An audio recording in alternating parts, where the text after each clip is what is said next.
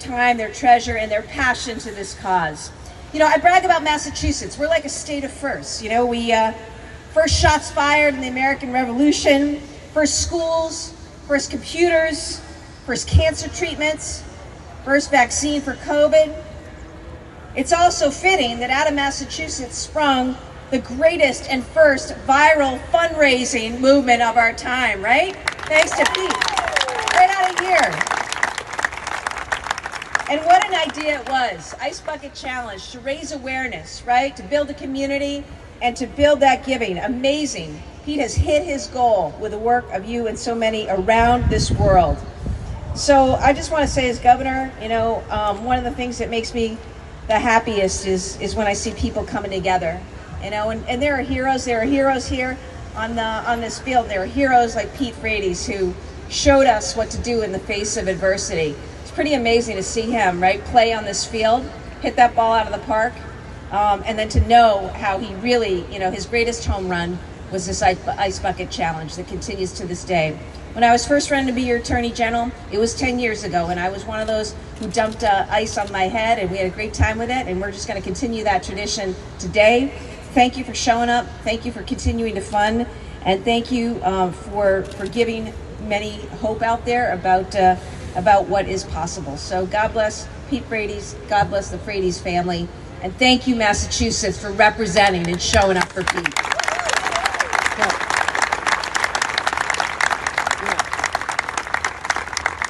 Thank you, Governor Healey.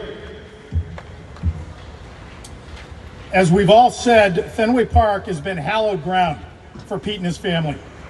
I was here with Pete's family when Pete was inducted into the Major League Baseball Hall of Fame in 2017, and none of that could have been achieved without the love and the support of the Boston Red Sox, the team he loved the most. Speaking on behalf of the Red Sox today is Team President Sam Kennedy. Sam.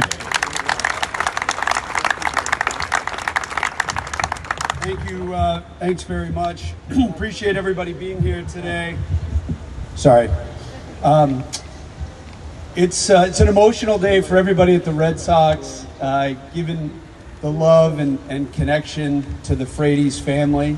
To think about Pete growing up here and his entire life being such a close-knit part of our family. It started in 1984 in Beverly. He played Little League, went to St. John's Prep, goes to BC. He first gets on our radar screen in 2006 when he hits that ball over the right field fence. And every time I watch the video of it, which is way too often, John, I still watch it all the time, I look at him run and there's like no emotion. It's like, yeah, I was supposed to do that. He didn't even crack a smile. It was nothing. Pete was the most confident, incredible athlete and teammate you could ever ask for. So he hits that home run in 2006. Diagnosis comes in 2012. 2015, we signed him to a contract, so he's a Red Sox for life. 2019, he puts on that Red Sox World Series ring. We just loved him so much, and we loved the family, Julie and Jennifer and Andrew and Lucy, of course. Thank you guys for everything you've done. The governor said it so well. Pete has been such an important part of our family, of this organization, for our 2.5 decades here. And for those of you who follow Boston sports, you know that those of us in sports, actually those of you who follow politics as well, you know that the Boston media is not always totally fair to those of us in sports. They're not always the nicest people, and we don't always agree with them. However, our friend Steve Buckley is here today. I call him legend because that means he's old. Legendary Steve Buckley wrote something that is absolutely empirically true, and that is that Pete Frates is indeed the greatest Boston athlete of all time. And Buck, again, I don't always agree with you, but I agree with you on this. I've got a junior at Boston College, And while he looks up to Matt Ryan, he looks up to Big Papi, he looks up to Ray Bourque, he looks up to Mike Timlin, he looks up to Patrice Bergeron. There is no one that we should look up to more than Pete Frates and what he means to Boston, to our championship culture and tradition and coming together and being strong and caring about other people. No Boston athlete has done more to bring people together, to symbolize what it means to be from this region, and to give hope and a cure for you guys sitting here in the front row. We support you and we love you. And Pete, we love you forever. Thank you for coming into our lives. Thank you to the whole Frates family. You're Red Sox forever, and we love you very much. Thank you. Thank you, Sam. Sam Kennedy, everybody. Thank you again, Sam. Now, as Sam mentioned, obviously our next guest needs no introduction.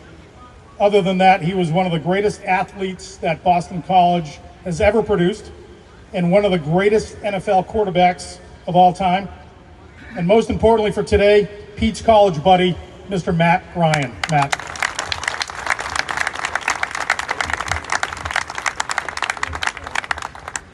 Okay, it's an honor for me to be here. I just want to talk a little bit about my relationship and how I got to know Pete back in 2003. So we were in the same class at Boston College, and we were both at orientation in June, getting ready for school coming up in a couple of months. And it just so happened that in Vanderslice, where we were staying at the time, in that 8-person dorm, Pete was one of the guys in my room. And he was one of the first guys I met, like in football team, whatever. Pete was one of the first guys that I met at Boston College. And hearing him talk and just kind of the energy that he had. But during his time at BC, he was really the guy that brought the sports together, right? Pete was kind of the glue guy. Whether it was connecting football with baseball, Pete was the guy. If it was connecting baseball with basketball and Jared Dudley and Sean Marshall, Pete was the guy. If it was connecting to the hockey program with Brian Boyle and those guys, Pete was the guy. And so, you know, that's kind of how I knew him throughout college. Was he's this guy who brings everybody together, and he's continuing to do that. And I view it as my responsibility as a friend to try and pick up that weight now that he's gone, right? To try and bring people together for a cause that he was so passionate about. And that's evidenced by today, by everybody showing up, by the continued support. And I'll just leave it with two things, right? There's really a two-pronged approach to what the Frates family is trying to do. And that's number one, find a cure. And there's lots of money that's being donated to that. And that's great, and we're going to find a cure. It's coming. But we also need to provide care for the families and for the patients that are going through it.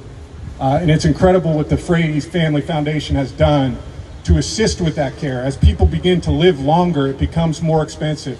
We need to take care of them. We need to take care of those families. So I'd encourage everybody, support the cure, but support the care as well. So thank you very much.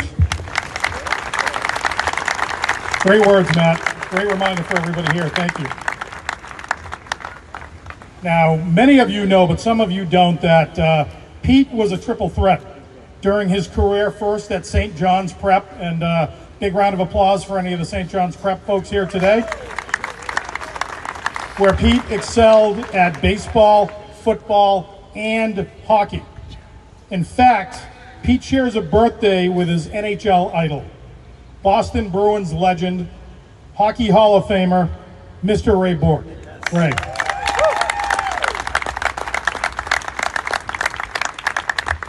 Thank you. It's great to be here with a great crew here, distinguished guests. Yeah, we do share a birthday, and it was funny how, you know, the first time I met Pete was just after he was diagnosed, and we're having dinner at Tresca in the North End, and we're talking about how can we raise money for ALS. And then Nancy says, you know that you share a birthday with Pete. So she tells me every time she comes in the morning to wish him happy birthday, he had a poster over his bed of Ray Bourque. And he'd go, what about the big guy?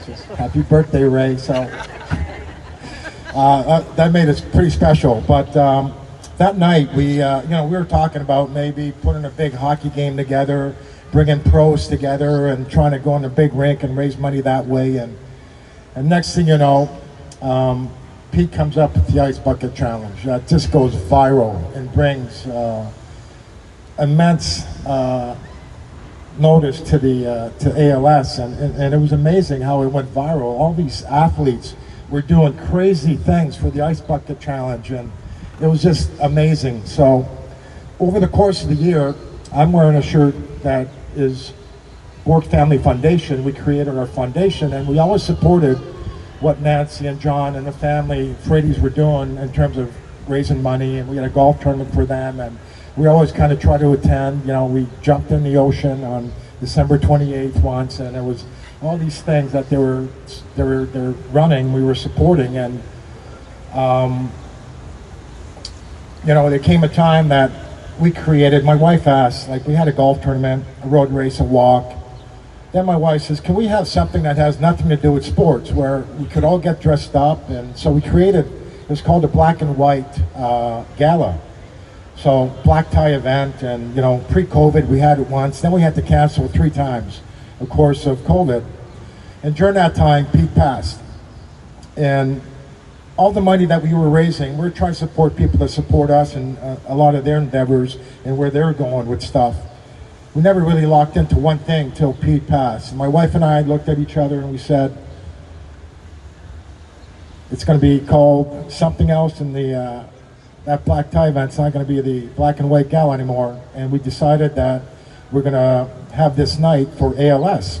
And it was going to be called the Captain's Ball because of me being a captain for 14 years with the Bruins. But everywhere that Pete went, from a young age, his leadership, he was a captain everywhere he played. His hockey team, baseball team, everything he did, he was a leader, and he just brought people together. Like Matt, you said, he's a glue guy, and just had that gift. So we had it now for the last 2 years, and we probably grossed over $400,000 on both events. This is an event that is very special to me and my family, and it's September 19th this year. It goes to the Growth Clinic out of the Healey Center, not the Growth Clinic, Healey Center out of Mass General. And part of the funds go to the Pete Freddy's Family Foundation that gives grants out to families affected with ALS. So I will also say, donate to both. And Dr. Meritt, I'd like to say, at some point in time, I'd like to give you a check for $1 million every year with this event that we're putting on. And Sam, I'd like to thank you for your continuous support for our event that night. And so it's been amazing. I was so happy when I went up to Nancy and John and kind of said, hey, would you guys like to team up? I think that with your networking and ours, we could put on an amazing event, and we have. So September 19th, BourreFamilyFoundation.org, hear all about it. Look forward to seeing you there, and this is for you guys and for people that are coming behind you, that someday we are going to find a cure, and we're fighting with you guys. So thank you so much. Thanks for being here. The great Ray Bourque, everybody. Thank you, Ray. Now, pro athletes and sports teams were really the first to embrace the Ice Bucket Challenge and spread Pete's mission of good. One of those teams, of course, was the Super Bowl champion New England Patriots. Now, joining us now to represent the team is the president of the Patriots Foundation, Mr. Josh Kraft. Josh. Thanks, Casey. Be passionate, be genuine, be hardworking, but never be afraid to be great. And those were Pete's words, and we all know that was the reality with Pete. He was great. $1 billion worth of funds raised to end ALS. That's how great he was. But he's actually greater than that, because he's raised a lot more money. He's raised trillions of dollars full of hope, community, resiliency, and most important, love. Love for everybody. Suffering, struggling with ALS, fighting ALS, their families, and the doctors trying to end it. And that's Peter Frady's magic. And his magic is working today because all of us are dying to get that water on our heads, I can tell you that. And the second thing, and I walked in, I saw John Frady's, he remembered this story. I selfishly was a great beneficiary of Frady's magic. He was with the family at the game, I think against the Falcons on the sideline. And I went over with my daughter, and we were talking, and I told a joke that was really bad, and he laughed. And we were walking away, and my daughter Anna said, "Dad, that joke sucked." And I go, "Anna, Pete Frady's laughed at it. So sit down and don't talk." But anyway, that magic will be a part of this community for eternity, impacting everybody with love, community, hope, and resiliency. So thank you. Thank you, Josh. Nobody meant to bring up the Falcons game, Matt, so thank you for being a good sport on that. You know, it's hard to sum up what Pete means to New England sports, what he means to baseball. One of the most eloquent writers on this subject is renowned sports journalist Steve Buckley. Steve, why don't you join us?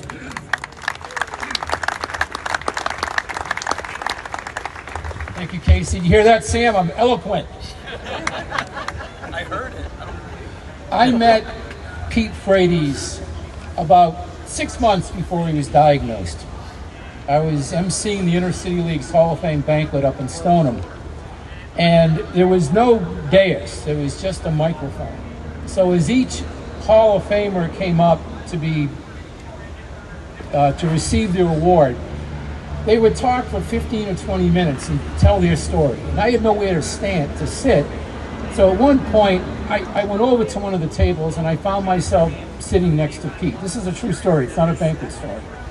And one guy after another would get up and tell their story, and finally Pete looked at me and had this immaculate suit on. I was talking with Nancy earlier.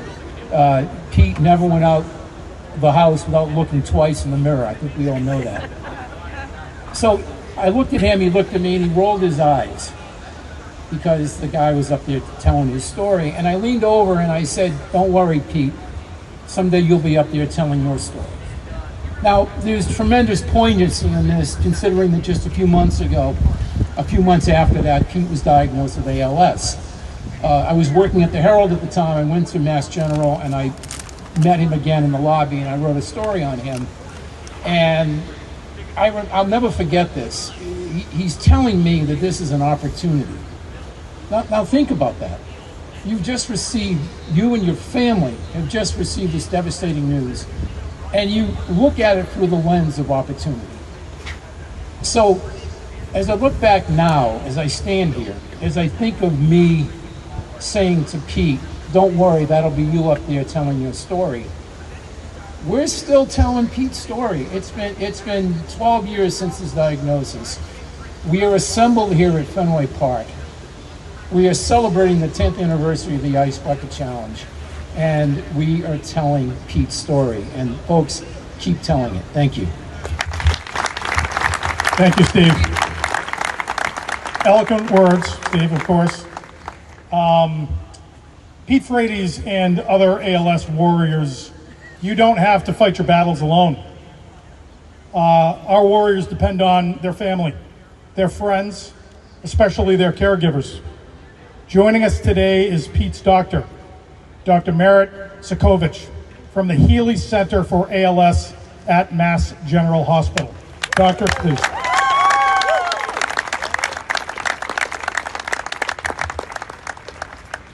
Thank you. It's so amazing to see all of you here today. When I first met Pete at Mass General, instead of talking about him, he asked me, "What's it going to take to cure this illness, to make an impact? How much money?" And without a lot of thought, I just said $1 billion. He said, "We're going to get that for you, and we're going to do it together." And he did. He did the $1 billion. He did much more than $1 billion. He really changed the world.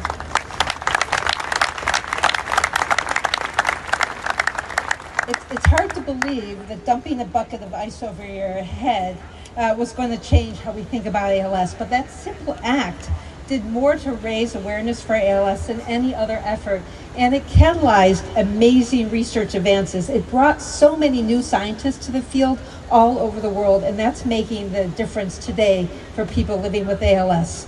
This multiplier effect of the Ice Bucket Challenge continues to be nothing less than astonishing. Today at the Healey and AMG Center for ALS at Mass General, we take to heart Pete's motto that you just heard every day: be passionate, be genuine, be hardworking, and don't be afraid to be great. Since opening the Healey Center in 2019, the FDA approved first gene therapy for one form of ALS where people not only stopped progressing but got better. That is extraordinary.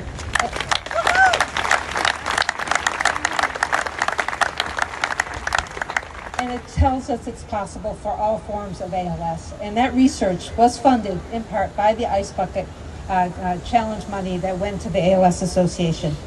We also launched an entirely new way of developing treatments for people with ALS called the Healey Platform Trial, where we test multiple drugs at one time. We cut the development time in half. More people get access. In just the first 3 years, 2 of the first 5 drugs we tested have positive results. One prolongs survival, the other slows progression, and they're both moving forward to discussions with the FDA about approval. None of this would have been possible without the Ice Bucket Challenge and the attention to ALS and the awareness and the funds that have come in, and all the companies that are now attracted to ALS to try to solve this with us. We also led the nation in something called expanded access protocols or compassionate use. We heard from people living with ALS that they wanted to be part of trials, they want access to treatments. So we're leading the nation here from Massachusetts on EAP or expanded access clinics all over the country. And now through the advocacy of people with ALS, the government, the NIH, is funding these compassionate use programs at 40 centers throughout the U.S.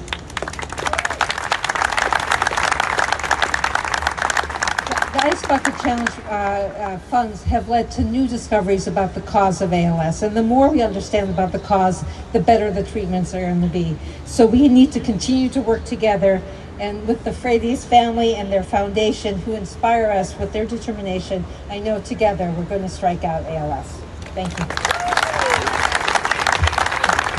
Incredible words, Dr. Meritt. Thank you so much. And I liked how you talked a little bit about the Pete Frates ALS Ice Bucket Challenge multiplier. When you think of all the money that Pete and the Ice Bucket Challenge has raised to fight ALS, think about it a little bit. Over the past 10 years, how do we donate? We all make our donations, or most of us do that online. You know, Pete was the granddaddy of the GoFundMe movement. So you think about the billions of dollars that have been raised worldwide for causes all around the world, and it all really kind of started here at this Field of Dreams at Fenway Park. So how can technology support the mission? Now it's my pleasure to introduce you now to Jim Sullivan. Jim is a Boston College grad like Pete, and the president and CEO of Boston-based NWN Carousel, our corporate sponsor. Jim, why don't we say a few words?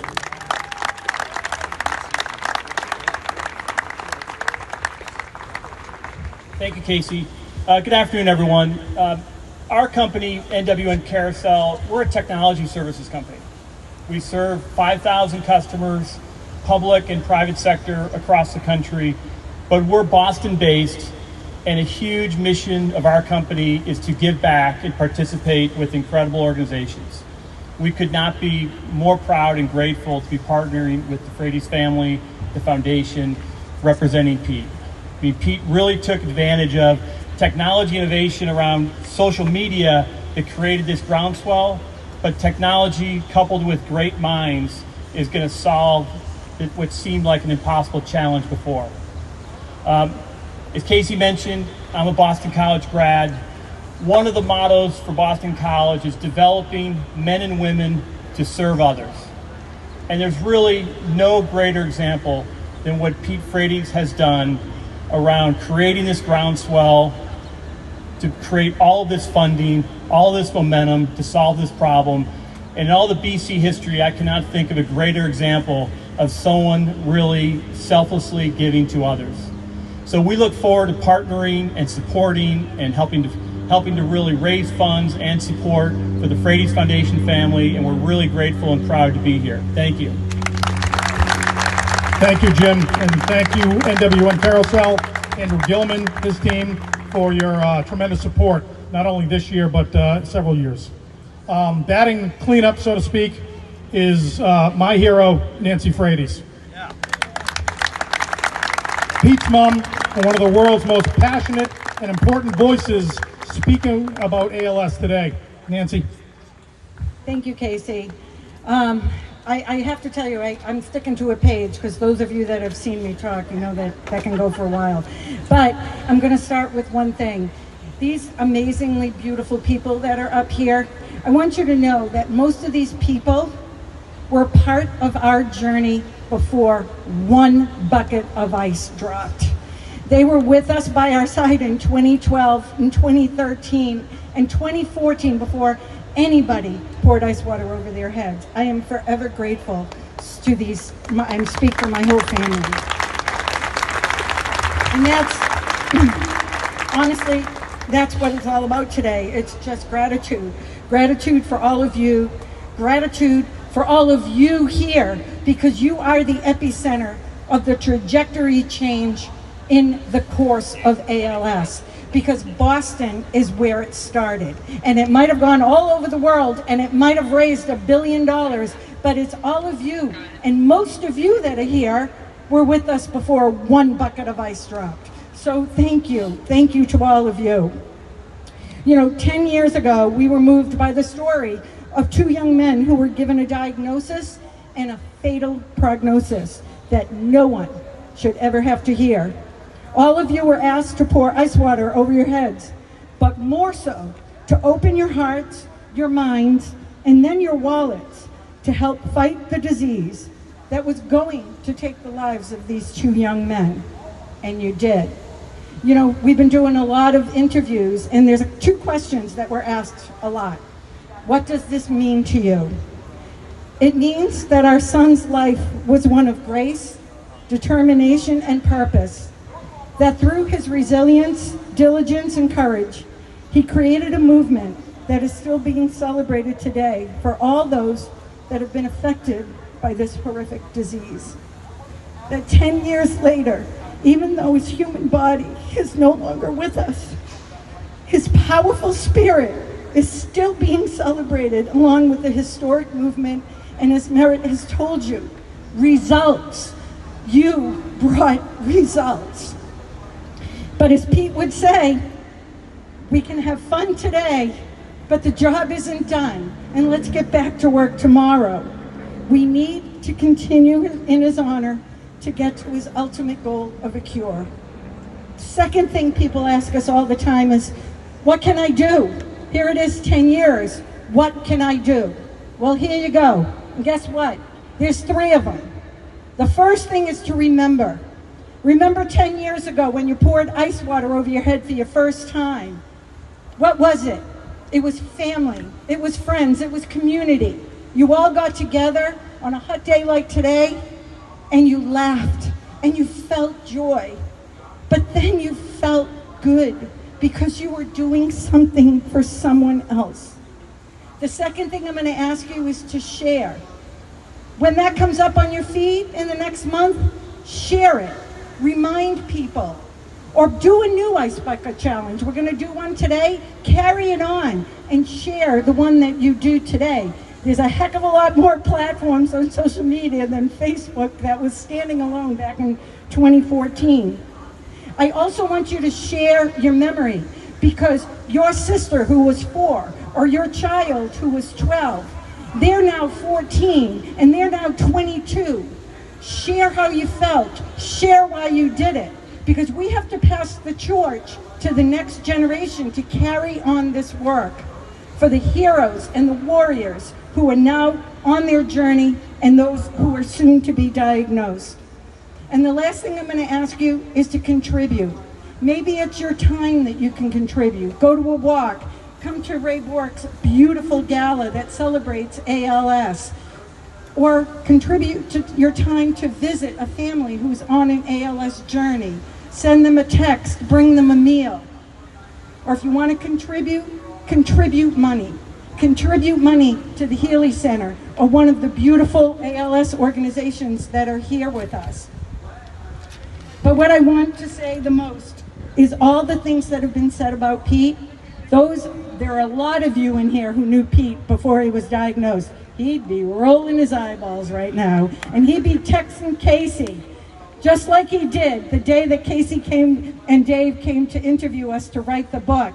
He said, "Don't listen to them all. That's all BS." He would be dying about this. But from the bottom of our hearts, it's a simple thank you. Peter is smiling down. That's why we're all sitting here sweating in 100 degrees, because he thinks this is a pretty funny joke. We are all here on his favorite place on earth, and he is reminding us there's work to be done. So Casey, let's do this. Nancy Frates, everybody. Just let Nancy's words sink in a moment, you know. We do live in a complex and challenging world, but we all can look at a moment in 2014 when the entire world, 150 countries around the world, put an ice bucket over their heads, regardless of how they believed, how they felt, or regardless of their political or their religious status. They did that for one mission, which was to help a fellow human being. And let's all continue to remind ourselves that this is a great world, a good world, and we can do great things together. Finally, it's the moment we've all been waiting for here today, the Ice Bucket Challenge of 2024.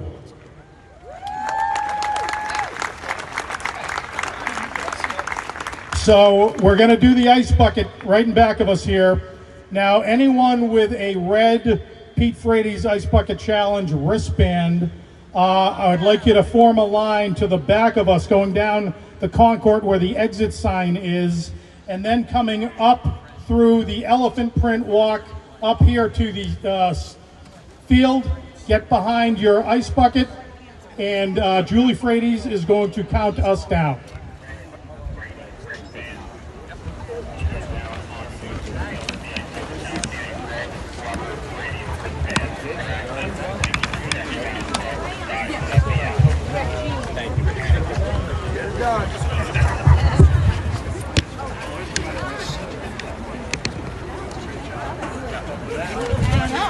I'm just gonna go out. Yeah, you're gonna find a spot. So. Okay. Come on, get you. Oh yeah, that's the photographer's here about the hill too. Yeah, maybe here I think is good.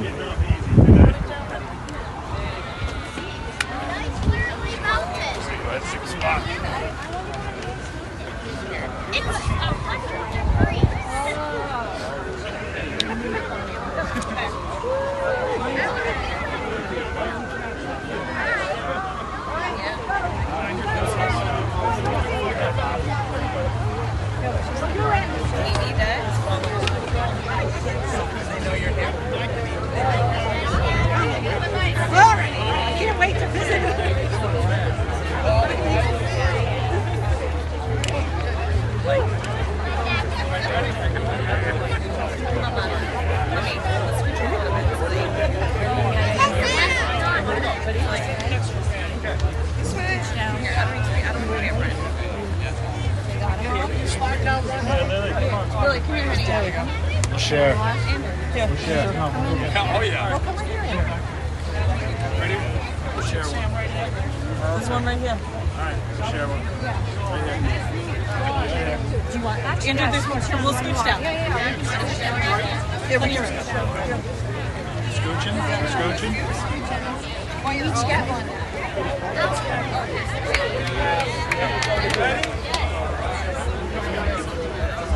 Yes, right here. I don't know.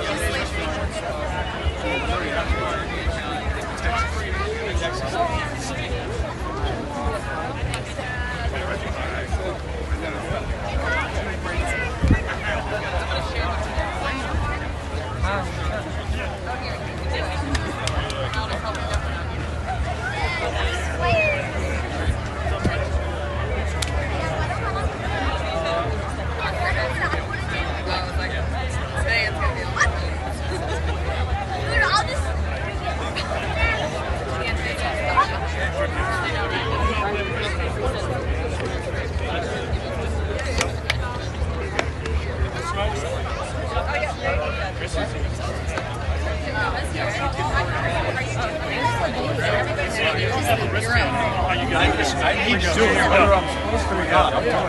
called it auto. Good looking. George, you gonna do it again? George, come on.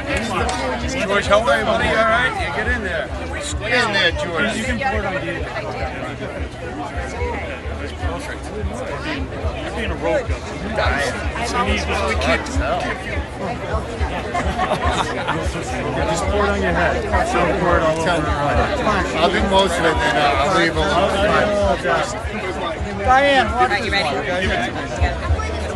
I wouldn't do that to George. Look how good he looks. In the old days, we had those baseball.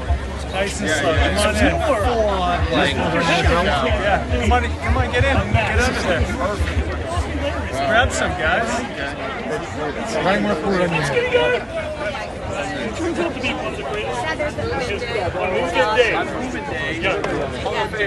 Yeah. Right? Who's saying this? Anybody? Who's Julie? Great. All right, here she is. Everybody ready for this? We've been waiting an hour and a half. Let's go. 10, 9, 8, 7, 6, 5, 4, 3, 2, 1.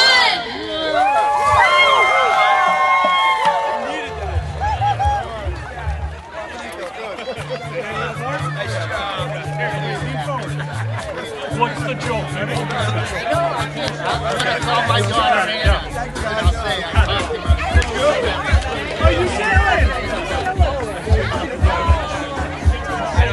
Say hi to Gabe. G-Man. Can I get a picture?